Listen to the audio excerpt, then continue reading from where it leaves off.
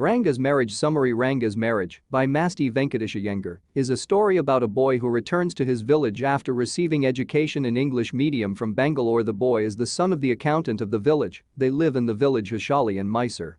The boy, when returns, the whole village floods over him to see if there is any change in his personality. However, to their dismay, he still has the same eyes and mouth and everything else. He did the traditional namaskar and all dispersed. The story is a first-person narrative, and a major portion of the story is in flashback. The speaker directly addresses the reader. The narrator is a neighbor of the protagonist. He introduces the story with a difference by first giving a detailed description of their village Hushali.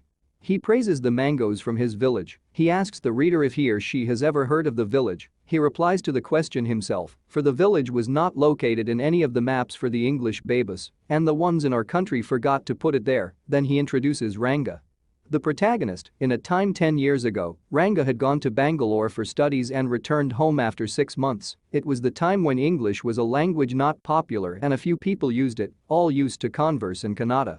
All the villagers arrived at Ranga's place and began scrutinizing him. To their dismay, he was still the same old Ranga, and they left disappointed. However, the narrator stayed back and shared a few jokes with the boy and then left. Later in the afternoon, Ranga arrived at the narrator's home with a few oranges. The narrator judged the boy and felt it appropriate to marry such a well-educated and humble boy. However, Ranga had no plans to settle as a married man. He put his views on marriage in front of the narrator, that he wanted to get married to a girl who is mature and someone Rangappa could admire. Ranga left after the discussion, and the narrator decided then that he would get the boy married, determined. He began considering Rama Rao's niece Ratna as a suitable bride for Ranga. She was from a big town and knew how to play veena and harmonium. He came up with a plan. He asked Rama Rao's wife to send Ratna to his place to fetch some buttermilk, so she came on Friday wearing a grand sari. He requested Ratna to sing and sent for Ranga. Ranga reached the narrator's place and stopped outside the room, as he did not want to disrupt the singing, but was curious to see her face so peeped in. Ratna noticed the stranger and stopped abruptly. Ranga came in and the girl left.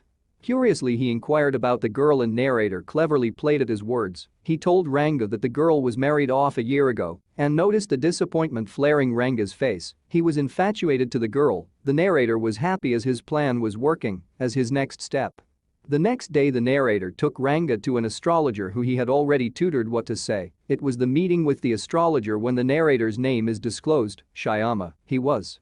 The astrologer pretended to read the natal chart of Rangappa and declared that the boy was in love with a girl who had a name of something found in the ocean. Shyama said it could be Ratna, Rama Rao's niece. Ranga's smile was not hidden from Shyama, but the girl was married.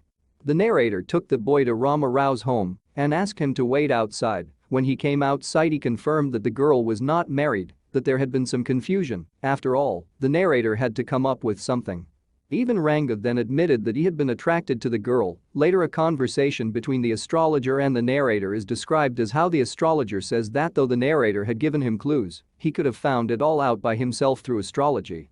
The story moves forward 10 years, or to say, returns to the present. Rangappa came one day to the narrator, inviting him at his son Shyama's 3rd birthday. Obviously, Ratna and Ranga had been married, and now they have a 3-year-old son whom Ranga named after the narrator. Don't leave without giving a like to this video.